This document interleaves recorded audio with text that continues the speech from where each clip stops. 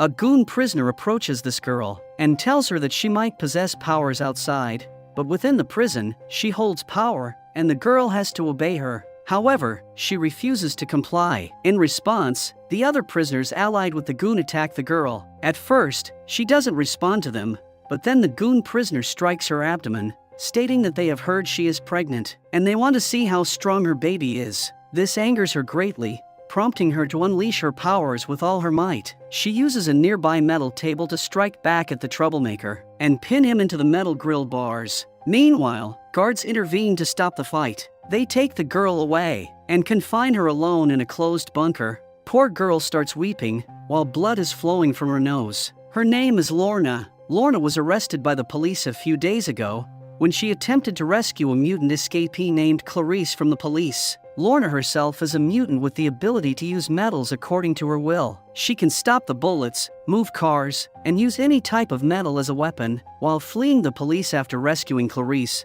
Lorna's boyfriend Marcos was shot by one of the officers. This enraged her, prompting her to seek revenge on the police officer responsible for the injury of her boyfriend. While the other team members managed to escape, Lorna stayed behind for revenge and was captured by the police, who used a freezing shot to apprehend her. When she was brought to her prison cell, she attempted to use her powers on the metal doors. However, she received a kickback from the collar that authorities had placed around her neck. This kickback pushed her back onto the metal toilet, causing an injury to her head. Seeing this, all the other prisoners began laughing at her. She was new in prison and didn't know much, but she was still desperate to get out. One fellow prisoner informed her that the collar was installed to prevent her from using her powers. It was specially made for mutant prisoners by the authorities. She also mentioned that Lorna was now stuck there until she received backup. In response, Lorna mentioned that she had backup, but it wasn't just there at that time. When she was heading to take a shower, a prisoner spat on her to mock her. However, the attending guard instructed her to keep walking. Lorna also saw another mutant prisoner present in a cell there. In the present, while all the prisoners are in the mess hall, she goes and sits with that mutant. Lorna attempts to inquire about the collar in hopes of finding a way to free herself. However, the other mutant is fearful and reluctant to talk with Lorna. She simply states that Lorna is not the only one who has attempted to break the collar. Additionally, she advises Lorna to keep her distance because Lorna can be a source of trouble for her. Afterwards, when all the prisoners are outside, a goon prisoner approaches Lorna and tells her that she might possess powers outside, but within the prison, she holds power and Lorna has to obey her. However, Lorna refuses to comply. In response, the other prisoners allied with the goon attack Lorna. At first, Lorna doesn't respond to them, but then the goon prisoner strikes her abdomen, stating that they have heard she is pregnant, and they want to see how strong her baby is. This angers Lorna greatly, prompting her to unleash her powers with all her might. She uses a nearby metal table to strike back at the troublemaker and pin him into the metal grill bars. Meanwhile, guards intervene to stop the fight. They take Lorna away and confine her alone in a closed bunker. Poor Lorna weeps while blood is flowing from her nose. On the other side, the Strucker family, who has contacted Lorna's boyfriend Marcos to help them cross the border. With two mutants in the Strucker family, Andy and Lauren, they have been evading Sentinel services and seek to cross the border for their safety. However, Sentinel services somehow discovers their secret meeting point and arrives there. Two other mutants, Johnny and Clarice, arrive at the scene just in time to help them. Clarice manages to get everyone out of there by creating a portal with her powers. But Reed Strucker, the father, is shot by the police and arrested at the scene. Because of keeping the portal open for such a long distance, Clarice becomes seriously ill. Her systems begin to fail, and multiple portals start opening randomly all over the place. Meanwhile, the mother, Caitlin Strucker, goes to the hospital to get some medication for Clarice. After administering the medication, Clarice finally starts to improve, and the portals close. Caitlin feels guilty, believing she has destroyed the headquarters of the Underground, which is a secret organization of mutants. However, Johnny convinces her that she didn't do anything wrong, and that the place was already in poor condition. Arrested mutant Reed Strucker is interrogated by the police. He is being asked to assist the authorities in finding the mutants, but he is unwilling to cooperate. On the other side, we witness Lorna attempting her best to break out of jail. However, despite exerting all her strength, she can only manage to open the door of her bunker. Even this slight use of her powers leaves her very weak, with blood flowing from her nose due to that collar band. At the underground headquarters, Marcos, Johnny, and Sonia are discussing a plan to free Lorna from jail, but so far, nothing seems to be working. We also learn that Mr. Reed Strucker is actually a prosecutor who was recently assigned to prosecute Lorna. However, things took a turn when some bullies attacked his son, Andy. In fear for his safety, Andy revealed his mutant powers, destroying the school building where many people were present. Fortunately, his sister Lauren, who was also a mutant, saved Andy from the collapsing building. Upon discovering that his own children are mutants, Reed reached out to Marcos for help. He wanted his family to cross the border to Mexico, where regulations against mutants are less strict. But he ended up being caught by authorities in the process. In the present, we see Caitlin Strucker and her 2 children on the road, fleeing from the safe place of mutants in search of help from their Uncle Danny. First, they rob a bank to gather enough money to reach their uncle via taxi. But when they reach Uncle Danny's place for help, he refuses to assist them due to the fear of Sentinel services. Meanwhile, some locals arrive there with guns, as they are aware that the mutants responsible for the previous day's building destruction are there. Marcos and Johnny also arrive there to rescue the Strucker family from the dangerous situation. The mutants and Caitlin get into an SUV and attempt to escape, but they are followed by those local people with guns and 2 other vehicles. They also start shooting at them. Luckily, Clarice appears on the road and opens a portal for the SUV to a safe place, saving the whole group. After reaching the safe place, Caitlin apologizes to Marcos, acknowledging that she shouldn't have gone to get help from ordinary people. Back in the prison, Lorna is transferred to a new cell, where she finds Reed already present. Reed attempts to apologize to her for his past actions, explaining that he was just following the law and was unaware of the innocence of the mutants he prosecuted until he discovered his own children were mutants. However, Lorna asks him to apologize to the mothers and children who were separated because of him. Then, both prisoners are being taken to another location under high-security surveillance. They are being transferred on a bus with an interior entirely made of plastic. Meanwhile, Andy and Lauren, along with their mother, are on top of a building, planning to rescue their father. They coordinate with other mutant friends to liberate Lorna and Reed from Sentinel services. When the bus arrives at the marked point, Andy and Lauren work together to burst the bus's tire, causing the entire convoy to stop midway. In the meantime, the main team of mutants initiates an attack on the Sentinel services officers. A mutant named Shatter, who has the ability to turn invisible, moves towards the bus first, but an officer spots him and shoots at him. Marcos attempts to use his powers but finds himself unable to, and the same goes for Johnny and Clarice. The plan is to open a portal inside the bus to extract Lorna and Reed from the bus, but someone appears to have disrupted their powers. Meanwhile, Johnny sees Pulse, an old ally who was presumed dead after being shot by the Sentinel services during a previous mutant attack. However, to Johnny's surprise, Pulse is still alive and working with Sentinel services against his own people. He has the ability to disrupt digital devices, and he can also stop other mutants from using their powers. Johnny tries to persuade him to reconsider his allegiance, but Pulse remains indifferent. Johnny also notices a strange tattoo on Pulse's forearm. After the unsuccessful attempt to convince Pulse, Johnny decides to fight him. Once Johnny makes Pulse unconscious, all the mutants' powers are restored. Inside the bus, Reed and Lorna team up to fight against the guards, but the guards overpower them and tie them up again by their neckbands since their hands are already bound. Lorna can feel her power back, but can't use it because there's no metal around in the bus. With Reed's encouragement, Lorna uses metal nails from Reed's leg. They were in his leg from an old sports injury of childhood. She extracts those nails from his leg and uses them to kill the officers and free themselves. After escaping the bus, Lorna fights the guards outside using their own metal guns and bullets against them. With Lorna's help,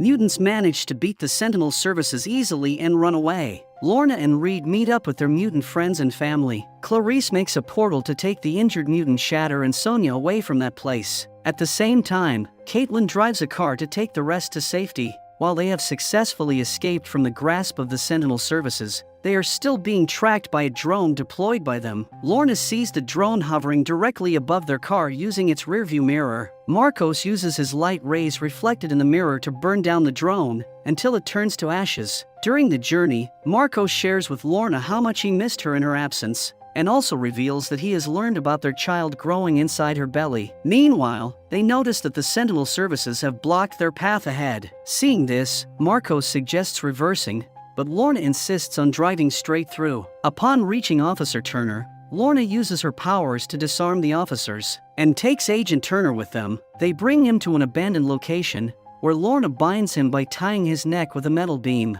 She demands answers about their fellow mutant, Pulse. She asks what they did to him that made him turn against them. Turner responds that he doesn't know about Pulse, but he believes that the people in Sentinel Services may have influenced him for a good cause, leading him away from a group that harms innocent people. Turner then reveals that his daughter was killed during a protest of mutants. He says that he doesn't know whether the energy responsible for his daughter's death came from a good mutant or a bad one. The scene becomes emotional, but Lorna remains determined to obtain the information she seeks. She calls Sonia, who has the ability to read minds. As Sonia begins delving into Turner's memories, the Sentinel Services arrive and launch an attack on the building. Lorna defends them by using metal rods to stop the attackers from entering the building, buying Sonia more time to gather information. However, the situation becomes hard when the Sentinel Services deploy tear gas, making it difficult for the mutants to remain in the building. Amidst Sonia's exploration of Turner's memories, Lorna instructs her to stop and quickly takes her out of that place.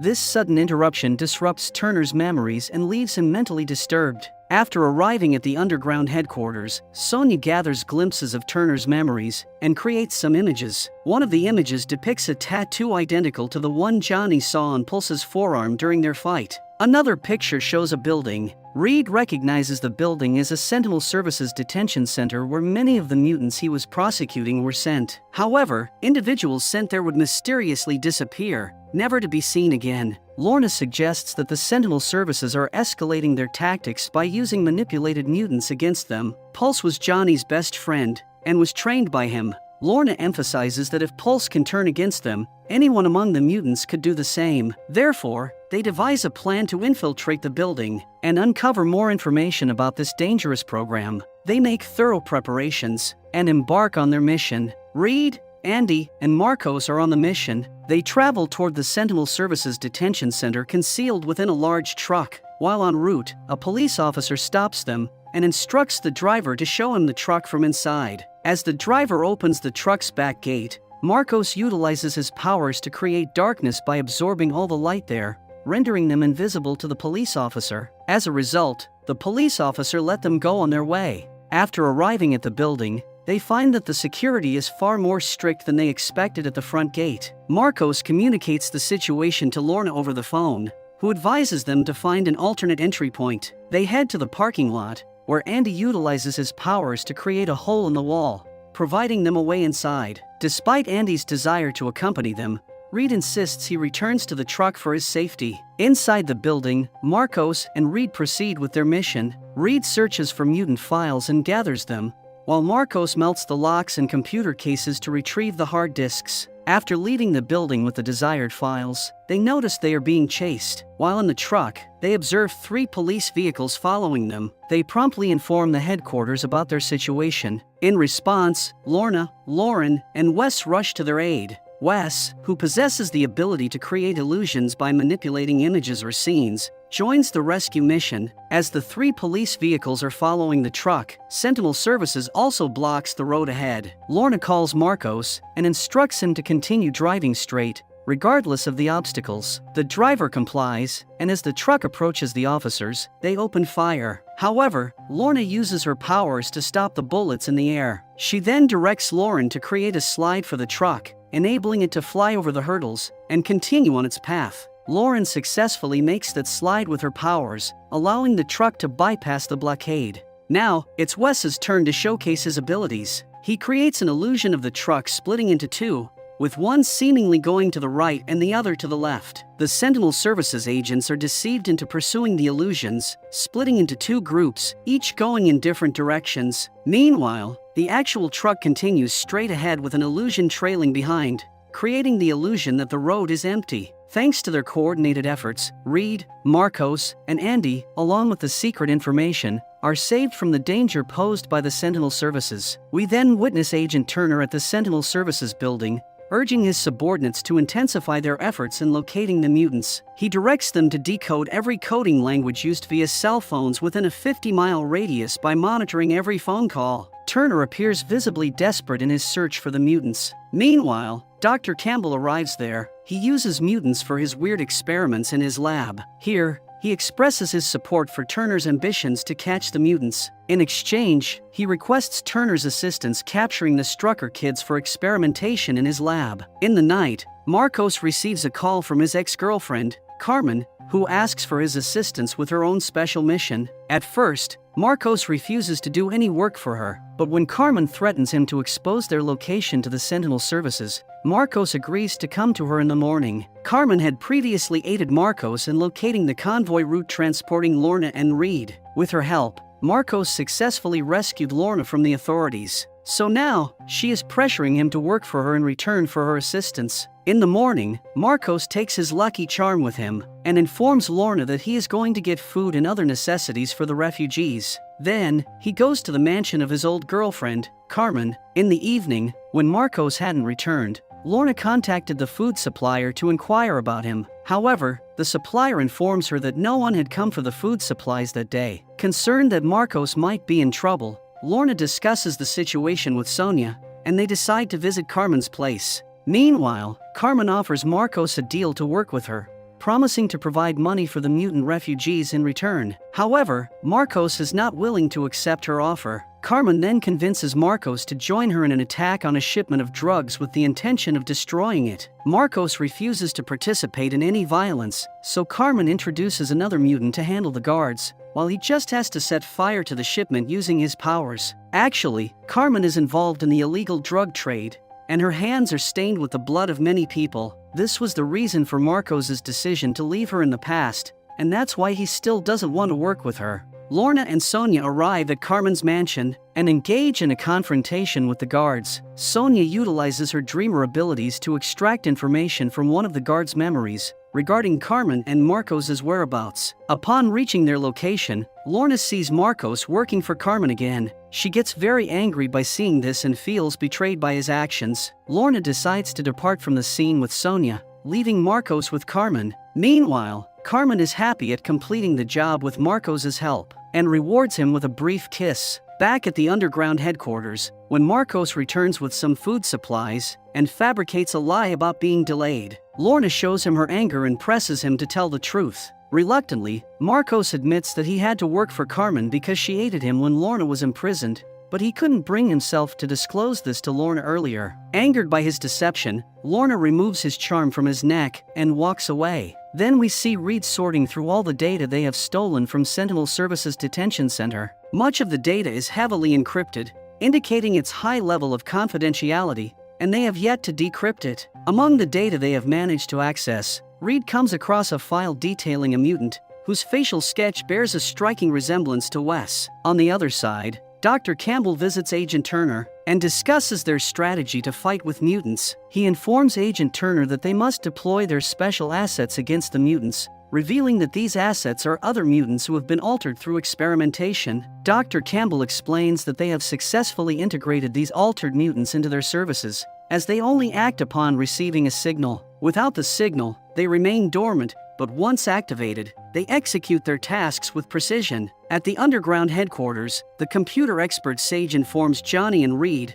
that the only information retrieved from the drive stolen from Sentinel Services shows the list of the individuals enrolled in a program named The Hound. Also, Pulse is the first mutant on that list. Additionally, she reveals that the program is operated by a private military contractor affiliated with Trask Industries, rather than being officially run by the government. Reed intervenes, mentioning that Trask Industries ceased operations in 2006, a fact he knows because his father had been employed there for 35 years. After that day, while extracting mutants to a safe location, they capture a mutant asset from Dr. Campbell's Hound program. This mutant is one of several homeless mutants covertly placed by Dr. Campbell there. Another mutant, a telepath in that group, alerts Johnny about the anomaly in the mutant's mental activity. This mutant asset bears the same tattoo on her forearm as Pulse. She exhibits extraordinary speed and seemingly enhanced powers by some form of medication that heightens her abilities to a remarkable degree. Then, Reed and Johnny visit the residence of Reed's father, Otto Strucker, seeking information about Trask Industries because Otto has past connections with Trask Industries.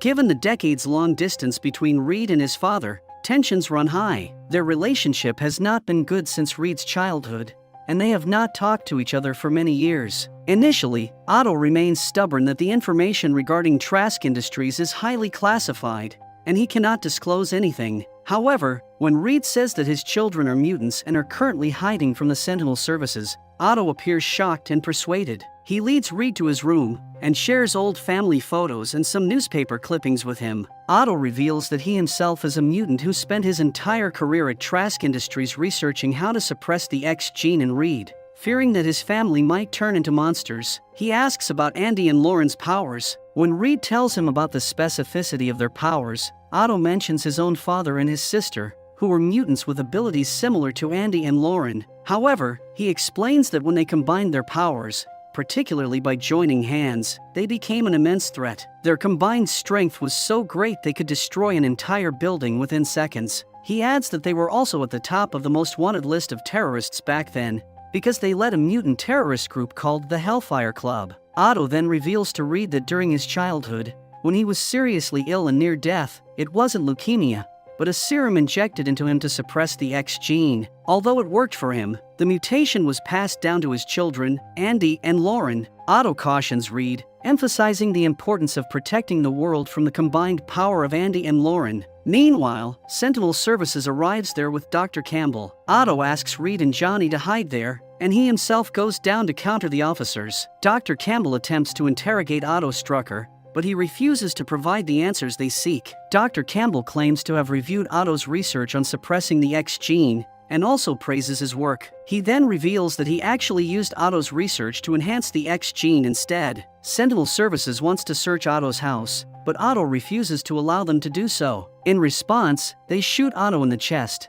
but Otto demonstrates his mutant abilities and detonates himself, causing serious injuries to Dr. Campbell's face. The explosion also results in the death of Pulse, leaving Johnny deeply affected. Back at the underground, the mutant asset Chloe begins displaying withdrawal symptoms from the medication she was on. Catalin attempts to communicate with her, but the mutant is unable to speak. Esme, the telepathic girl, is summoned to delve into her thoughts. As Esme explores her mind, she discovers intense pain and glimpses of Trask Industries, where Dr. Campbell is with other mutant assets from the Hound program. However, the security at the building is extremely tight. Suddenly, Chloe succumbs to her pain and passes away on the spot. Then, all the mutants plan to infiltrate Trask Industries to save other mutants from this tyranny, but they require more information about the security measures in place. Thus, they decide to gather additional details about the building's security protocols first. Lorna and Sophia head to a bar, where one of the security guards of the Trask building is known to frequent. They extract the relevant information from him,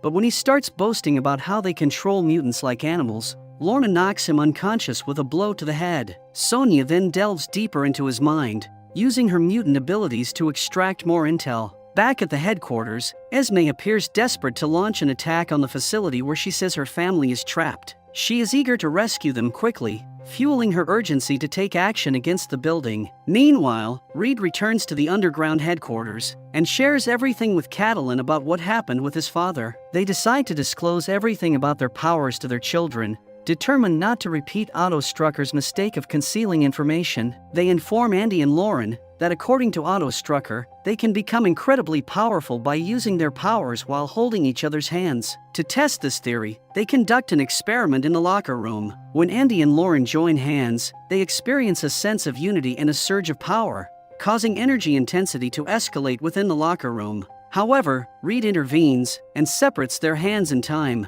Upon returning, Andy and Lauren reveal they are on the verge of destroying the entire building. They explain that they couldn't perceive anyone else in the room, and the sensation of immense power was overwhelming. This confirms that they possess the power of their grandparents, capable of causing widespread destruction around them. Now, all the mutants gather and plan to attack Trask Industries. They decide to target the power substation first, which is the source of Trask Industries' all the power. Once they destroy it, they will have a 3-minute window during which all automatic cameras and machine guns will be offline, allowing them to enter the facility. The Strucker kids are chosen to destroy the power station, while Lorna, Marcos, and Esme will infiltrate Trask Industries. Meanwhile, Agent Turner grows suspicious that mutants may attack the facility at any moment. He increases security measures and orders his subordinates to double-check security protocols. As the mutants gather outside Trask Industries, preparing to infiltrate, Esme accidentally drops a detonator box,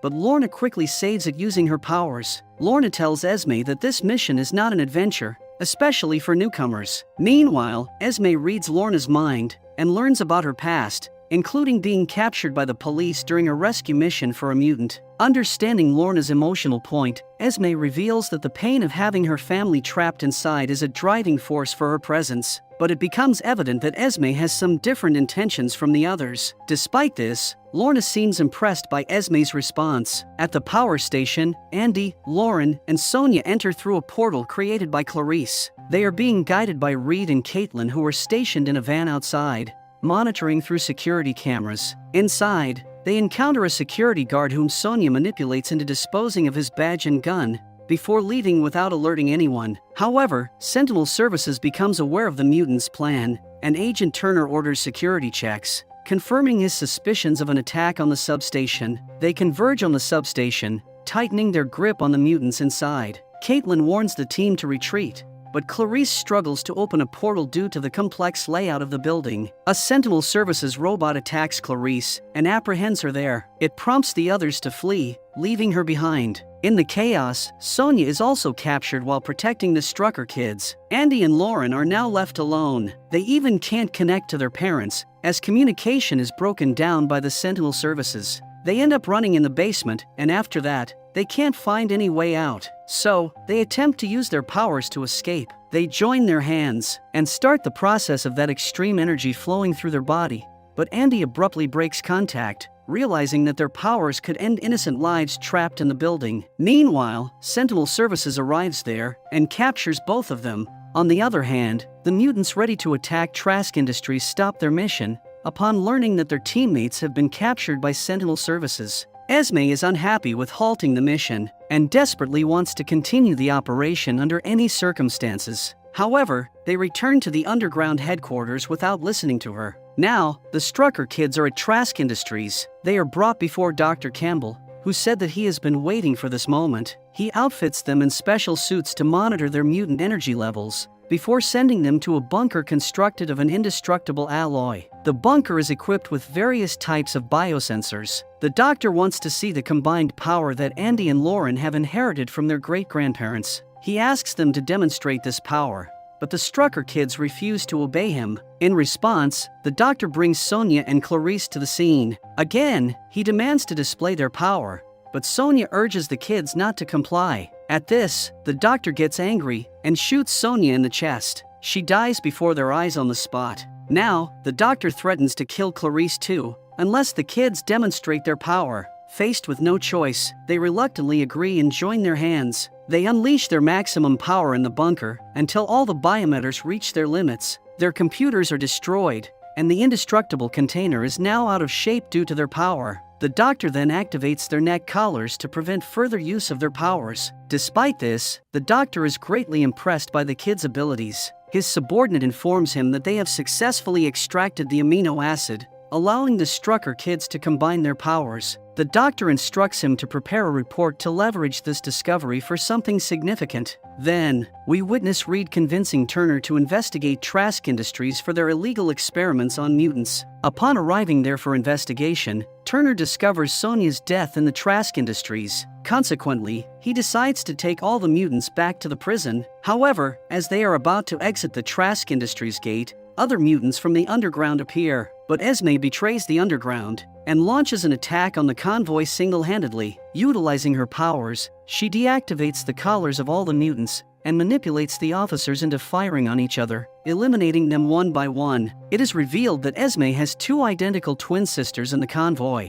Her actions were aimed at liberating them from Trask Industries. Now that all the mutants are free and have reached the underground headquarters, the true identity of Esme and her sisters, the Frost Sisters, becomes clear to everyone. They are revealed to be wealthy and influential individuals, with one of them even being involved in a senator's campaign. Meanwhile, Frost Sisters return to the underground headquarters and seek the assistance of other mutants to dismantle the Hound program entirely. However, this time, the people at the headquarters are divided in their opinions. Some wish to join the Frost sisters and tackle the issue in their style, while others prefer to pursue their own methods. Frost sisters give them time to decide and leave the headquarters. Amidst the chaos, the Strucker family decides to leave the underground headquarters for Mexico. However, while they are at Fairburn, Sentinel Services launches an attack on the location. This time, they deploy a machine capable of combining the powers of their mutant assets, crafted using Strucker's amino acid. As a result,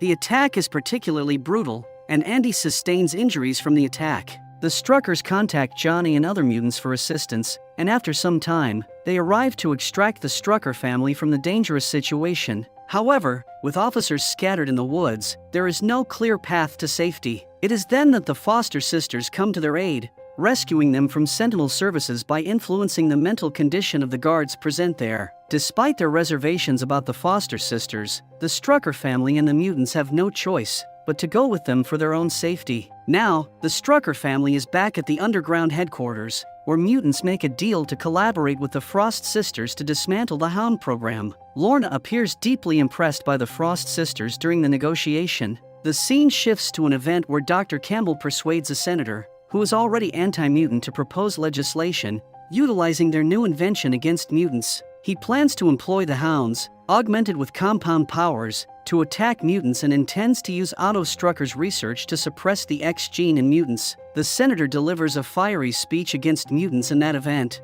mentioning to tackle the mutants by force this time. He receives a big applause from the audience, as they all are united by their hatred of mutants. Lorna and her allies, accompanied by the Frost sisters, also attend the event to apprehend Dr. Campbell. Clarice, Johnny, and Marcos reach inside the building through a portal. They engage with Dr. Campbell's guards and eliminate them. However, Dr. Campbell hides behind children to shield himself, and then flees in an elevator, pointing a gun at a child. Subsequently, more guards arrive and open fire. Johnny rushes towards Clarice to protect her by providing cover for her. When they exit the building without Dr. Campbell, the Frost sisters express their anger at them for failing the mission. They hastily get in their car and start driving, but Sentinel Services begins following them. While being pursued by two cars, Lorna emerges from their vehicle and effortlessly breaks a massive pole. She then puts the pole onto the road to block the officer's path, showcasing her immense power. Meanwhile, Agent Turner utilizes mutants with combined abilities to locate the underground headquarters. He launches an attack on the headquarters with a team, but the mutants inside, under the leadership of the Strucker family, are well prepared. They have already evacuated the children in a van with a mutant capable of going invisible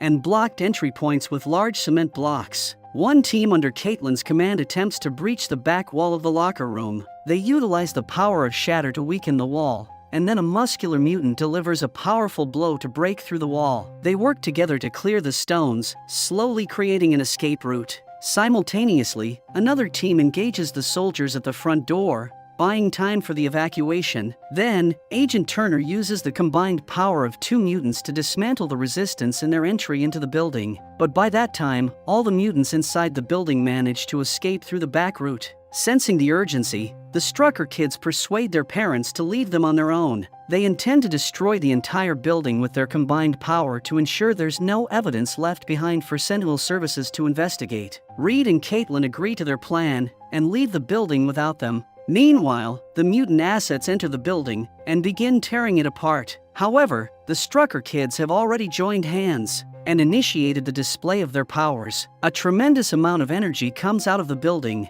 Upon witnessing this, Turner orders his soldiers to quickly retreat. The entire structure is destroyed within moments as the Strucker kids unleash their full potential. On the other side, Dr. Campbell persuades the senator to immediately head to Washington, D.C., and push forward with the legislation, citing the recent attack by mutants at the event. Meanwhile, the Frost sisters succeed in convincing Lorna to eliminate the entire group en route to DC, including the senator. Aware that her fellow team members would not agree to this plan, Lorna accompanies the Frost sisters alone to the airport. When Marcos, Johnny, and Clarice arrive to intervene, Lorna blocks them by putting a fence in their way. Her powers have been significantly amplified by her baby in her womb, and also her behavior has changed much. The Frost sisters have already left the scene. Marcos continues to reason with Lorna, warning her of the consequences, and how it will make things harder for mutants. However, Lorna remains resolute, determined that mutants will no longer hide.